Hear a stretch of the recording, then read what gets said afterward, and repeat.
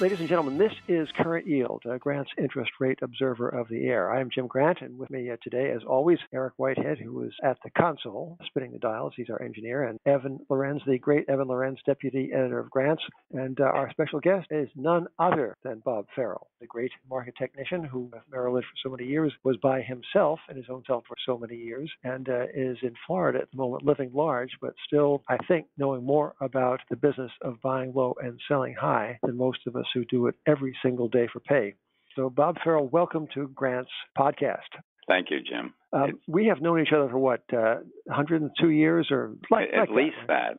Yeah. At least that. Bob Farrell was actually born at the bottom, no? Were you born around July 5th, 1932? No, I wasn't born until November 15th, but you almost got the in bottom. The general region of a major low in secular trends. Would you consider this a major low, Bob? Where we are now? Yeah. No. We've been going down for as many as 7 or 8 days. People are panicked. Well, I think people are clearly concerned, but I don't think I detect panic, except there are individual stocks like Pacific Gas and Electric today down 25% on news. But in general, we're seeing some things show up like a pickup and put buying, but I don't see extreme fear or any kind of extreme fear, not at this point yet. What does this moment in markets remind you of? I ask because it seems we have been living through rather extraordinary times. We have had 10 years of, not quite 10 years, we've had many years with the juxtaposition of kind of depression level interest rates in boom time asset value. We have had, on the authority of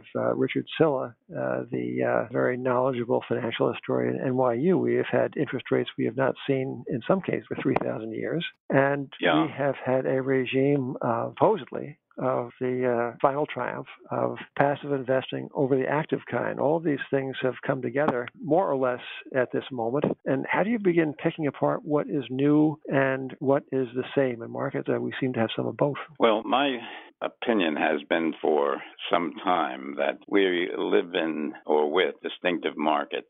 There's been a lot of change ranging from computerized trading, decimalization, algorithmic trading, dark pools, elimination of the uptick rule, and specialist system virtually gone, and decline in stocks traded by 50% in the last 10 years, more ETFs than there are stock traded. And the banks taking a larger percentage of trading on the close, which had previously been mainly done on the exchange. And these things all contribute to a different market, as I see it. And I consider it the ultimate contrarian market. I think there are traps everywhere. And the traps are related to lack of liquidity, changing rules in the game. I've seen many times here where whatever you see from the market, and I'm not talking about the background interest rate news or what we expect from the Fed, but I'm talking about how the market itself is behaving. And I call a trap when a stock breaks out to make new highs like we did in January. All the averages were making new highs. Spreads was making new highs. And bang, we went down 10%. There was no escaping it. And we did virtually the same thing with a bunch of new highs in September. And it looked like onward and upward. Everything is fine because we've overcome all the technical obstacles. And from that, we've started into this more extensive decline. And that enters into my thinking on how things are going to go. It just seems to me you can't use the recent past, let's say the last year or two, as your example of how it's going to behave in the future, how the market's going to behave in the future. I believe that this is a distinctive change that we've had, and you almost see the plan in effect to play against the obvious. And maybe that always has happened. But for example, with all the breakouts that occur, and the breakouts are generally not buy points, meaning upside breakouts, they're sell points. And I think that may relate to algorithmic trading programs that have been designed to take advantage when people are getting most enthusiastic about buying and putting in some sell programs. But I don't know how it quite works. But I do know that there have been a lot of traps.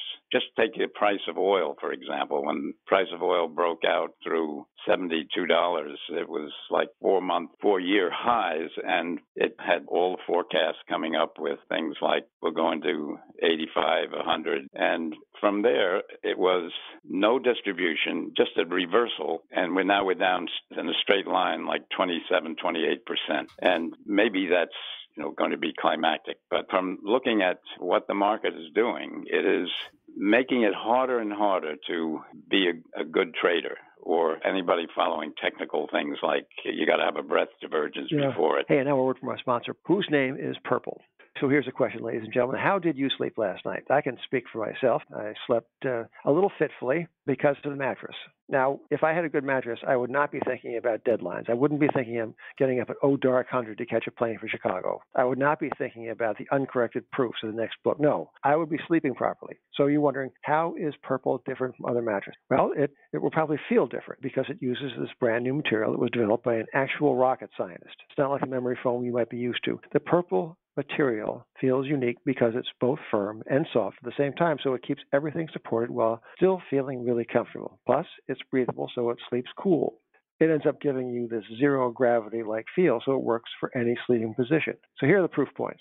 100-night risk-free trial, backed by a 10-year warranty, free shipping and returns, free in-home setup, and old mattress removal. You're going to love Purple. And right now, our listeners will get a free Purple pillow with the purchase of a mattress. That's in addition to the great free gifts they're offering statewide. Just text GRANT, G-R-A-N-T, to 474747.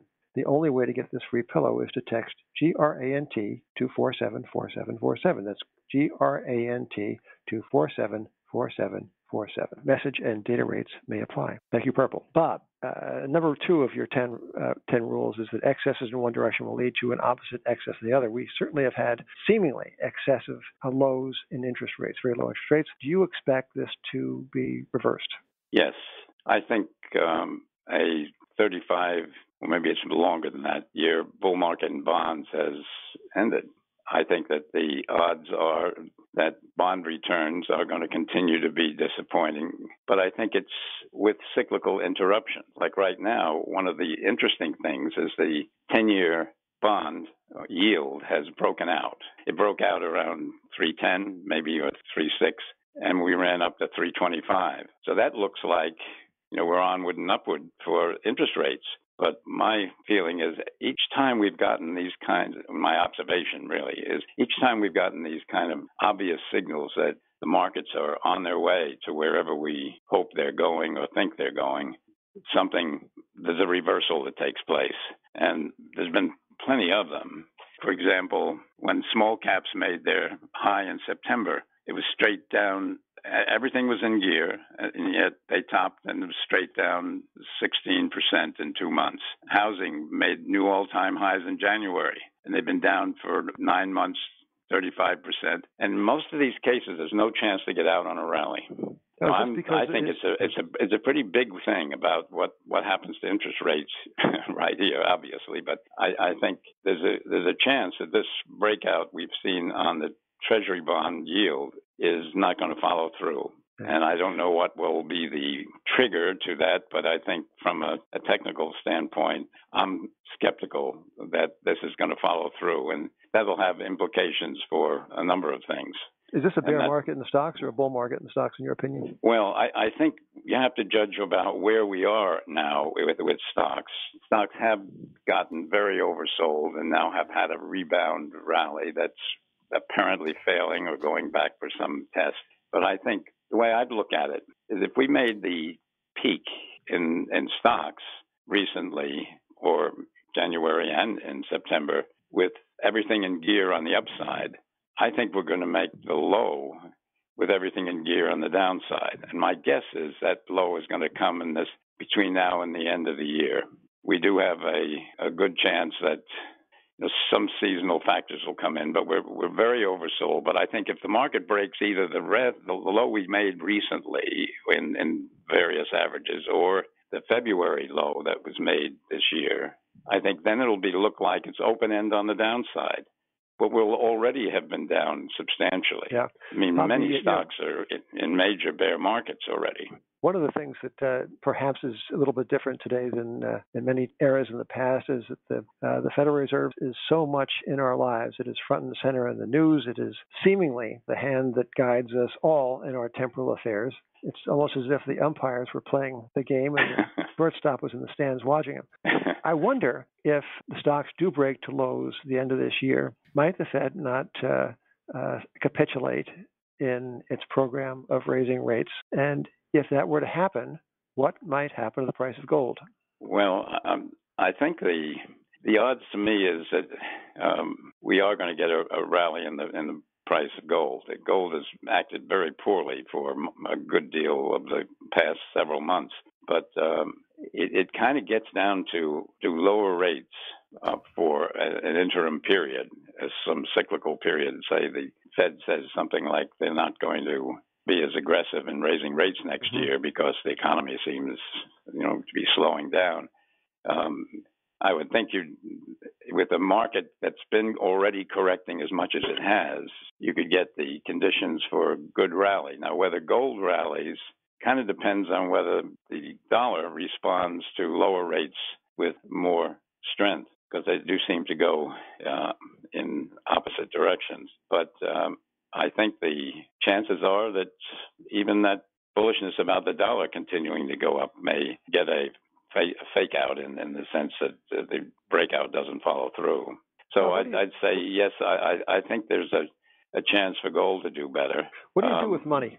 Well, Treasury bills are good, and from my standpoint, markets are going to be different going forward. I think on sort of a secular basis, we've seen a secular high in bond prices, and I think we're in a transition to a longer period, maybe several years or maybe a decade of lower rates of return. The last 10 years, if you take 10 years ending October of this year, we have an average return on the S&P, total return of 13.25%. Now that's above the average of 9.8, which is the 90-year average, or some people say that the measure of the market really should be a 7% return. But in any event, we've gone through a series of periods where the market does return to the mean, and the rates of return to the mean, or if that's a little double counting there. But I think from the standpoint of what happens from here, I think passive investing has become the only way to go. I heard recently of someone on a committee in a investment company that has declared that they don't want to, that they shouldn't buy companies anymore. They should just buy ETFs. And we know we've had this huge inflow of money into them, and that has benefited people. Passive investing has beat the active investor, and I think that's going to change. And I think it started to change this year in the first half of the year. And now that the market's gone down, the passive investors are doing better again. But I think this is the start of a change. So one of the things I don't want to do is concentrate money on market passive representations, because I think the returns are going to be below normal, below average. And going into next year, I think the stocks that have been killed the most in advance of recognizing that the stock markets can go down, like the housing stocks down 35%, or some of the oils and material and small caps that had been going fine, and even the regional banks, most of those can do better with lower interest rates. So there's something coming that says to me, I want to make an entry position into more equity, even though right now I'm light on equity and high on cash.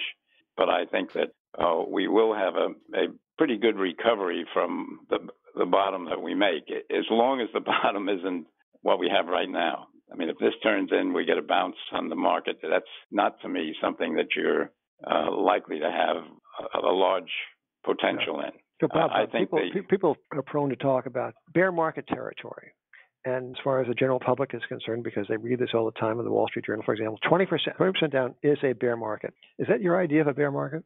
Well, it's a number that people use, and if we use that strictly, then we haven't had the longest bull market in history, because 2011 we had that much of a decline, or maybe it was 19.9 in the S&P, but other things went down more. All of these labels that we use are crutches. They're made for headlines and identify something.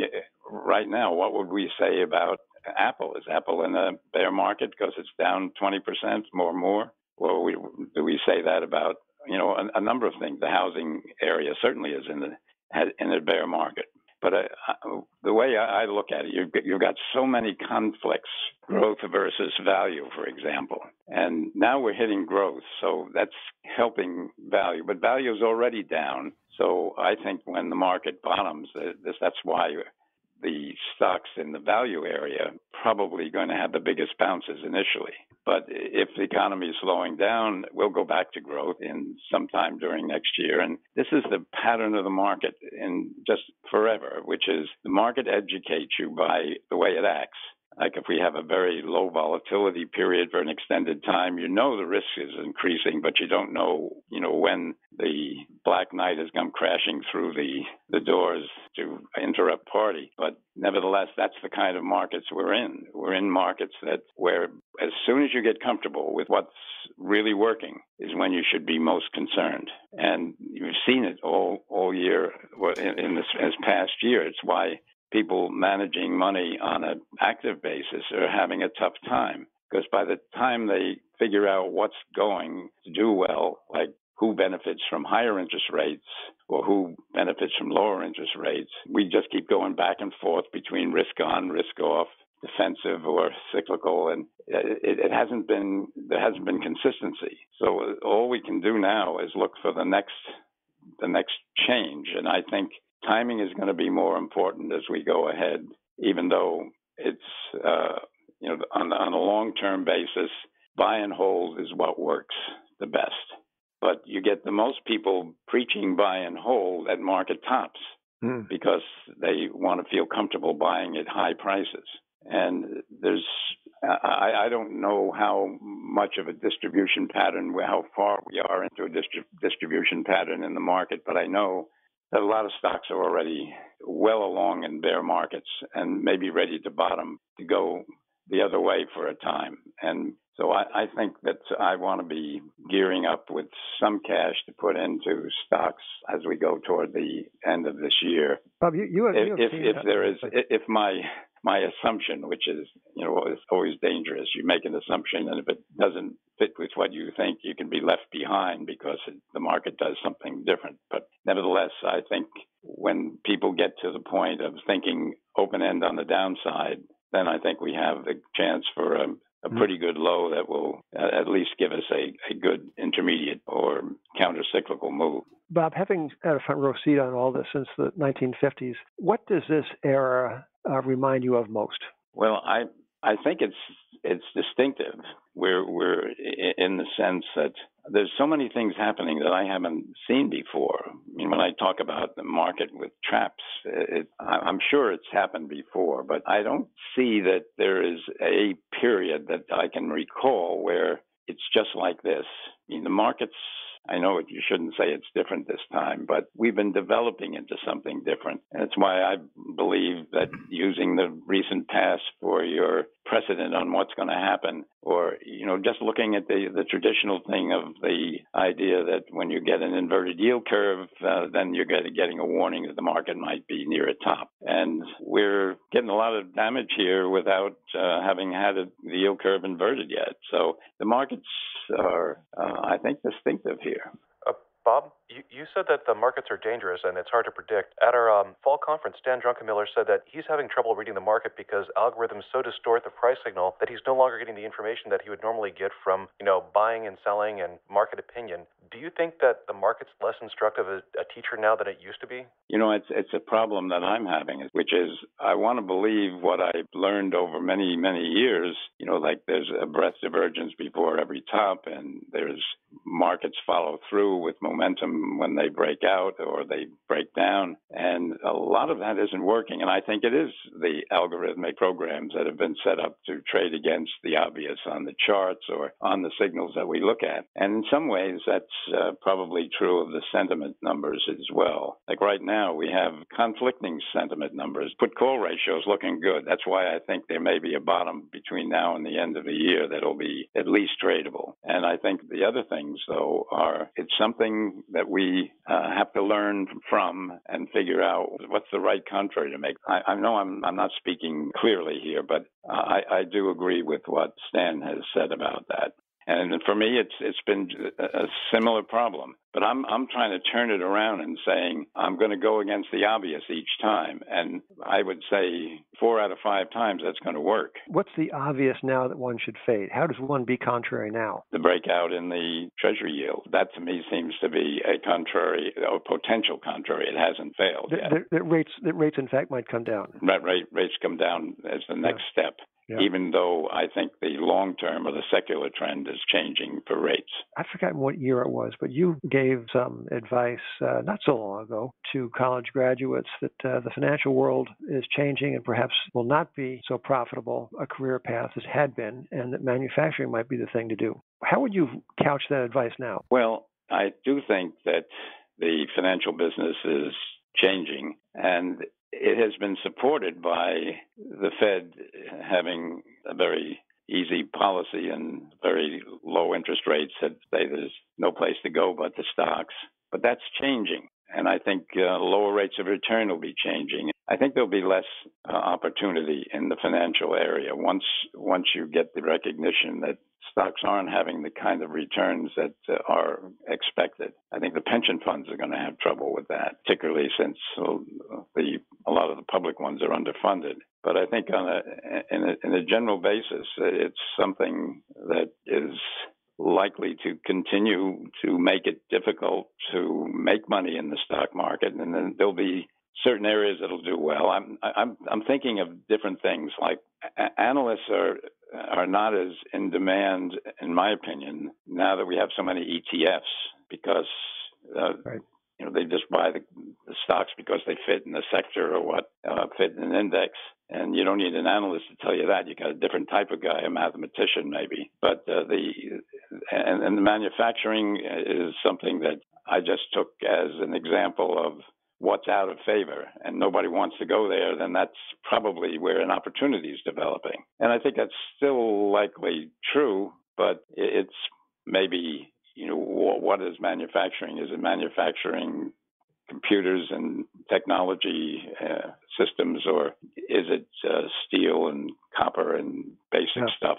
So one of the things we uncovered, Evan Lorenz uncovered it, was the fact that there are upwards, almost not quite, $1 trillion worth of so-called unicorns out there. That is to say, privately held companies that are valued by someone at $1 billion or more. Uber being, of course, a preeminent example, with a prospective value, or so say the investment bankers, on $120 billion on some imagined future IPO. What do you say about these things, about the prevalence of private equity, about these non-traded private companies, especially in the light of the shrinkage of public companies? Does that tell you anything about the market environment? Well, it kind of combines with the buyback of shares, which are, setting records again at very high prices, or the bottom of a cycle nobody wants to buy, or you look at the figures, they don't buy back. But with that said, it just seems like you're getting more and more illiquid if you're going to be emphasizing more and more private equity firms, and it will contribute to illiquidity in the exchange or the traded market. I know people make the case that algorithmic trading is really increasing activity and therefore liquidity, but you see stocks disappear 10% overnight, 20% overnight, and this is like an institutional market. But I think that there's two things. One, I think if you're going to get more and more involved in private equity, you're going to have less and less liquidity when you may need it, when you have to find some way to raise money. And I think also from the standpoint of active versus passive, probably the turning point for active managers doing well on a consistent basis again is when one of the leading magazines will run a cover story on the death of active investing. That hasn't happened yet as far as I know, but it's an interesting comment. But I think from the standpoint of hedge funds, which also fits into this, hedge funds have disappointed people because they went to hedge funds because they were afraid.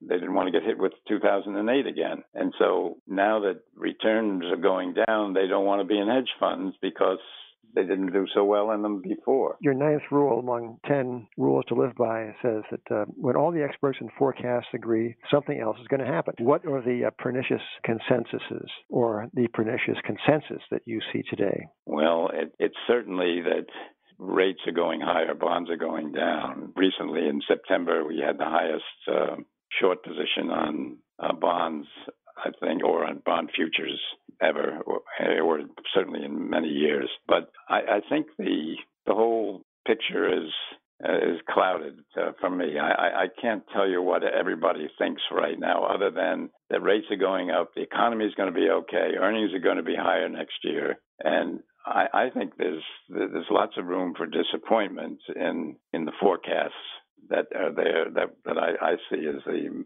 sort of majority forecast. Bob, I know one of the things that you have dedicated your very rich life to is the New York Foundling. You're a trustee for a long time, and indeed the Foundling honored you with, right. I guess just recently, right? Tell us week. what the Foundling does and how we might help the Foundling do what it does. Well, the New York Foundling is an organization that takes care of children at risk, and they have a number of programs that they follow, from taking care of mothers who are single mothers that can't take care of the children themselves, and that's kind of the way people think of the New York Foundling: baby left on the doorstep and the nuns come out and take care of the baby. But that has gone into foster care, and there's a series of other things. The one that I'm most enthusiastic about is the educational program. The New York Foundling has sponsored a school called the Mott Haven Academy. It's a charter school, and the whole idea was they served that community with all kinds of social programs and foster care help. But this is the first time they've stepped into education as a way of ending the cycle of poverty. So what they've done, early intervention and access to quality education is, to me, a great way to help a community out of its cycle of one generation after another not doing well. And Mott Haven happens to be one of the poorest counties in the country. And so it's quite an experiment, and it's going very well. So if anyone is interested, I can get them more information on all the things that the Foundling does, and would certainly appreciate any support they can give. Yeah, well, New York Foundling, I dare say, on the World Wide Web, good way to reach them. Hey, Bob Farrell, thank you for being with us. It's been a delight. Ladies and gentlemen, thank you for listening in, and we'll see you next time on Current Yield.